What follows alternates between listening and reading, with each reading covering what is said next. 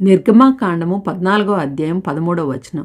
అందుకు మోషే, భయపడకుడి, యెహోవా మీకు నేడు కలుగజేయు రక్షణను మీరు ఊరక నిలుచుండి చూడుడి. మీరు నేడు చూసిన ఐగుప్తీయులను ఇక మీదట మరి ఎన్నడూనూ చూడరు.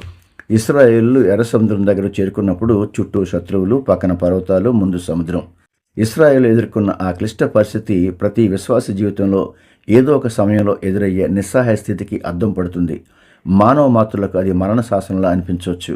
భయం వేసినప్పుడు మనుషులు సాధారణంగా పరుగులు తీయడమో లేదా గందరగోళానికి గురవడమో చేస్తారు. కానీ మోషే ద్వారా దేవుడు చెప్పిన మాట, భయపడకుడి, యెహోవా మీకు నేడు కలుగుచే రక్షణను మీరు ఊరక నిలుచుండి చూడుడి.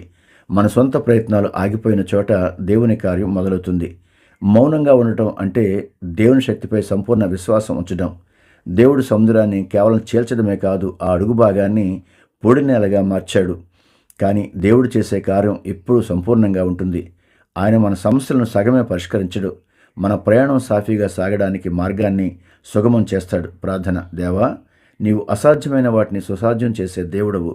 వారి సమస్యలనే సముద్రాన్ని రెండుగా చీల్చి ఆ అడుగు భాగాన్ని పొడినేలుగా మార్చినట్టుగా ఈ బిడ్డ ప్రయాణంలో ఉన్న ప్రతి ఆటంకాన్ని తొలగించుము. మా భయాన్ని తొలగించి నీవు ఇచ్చే రక్షణ చూసే ధైర్యాన్ని, శాంతిని ప్రసాదించుము. యేసు నామములో ప్రార్థిస్తున్నాం తండ్రి. ఆమెన్.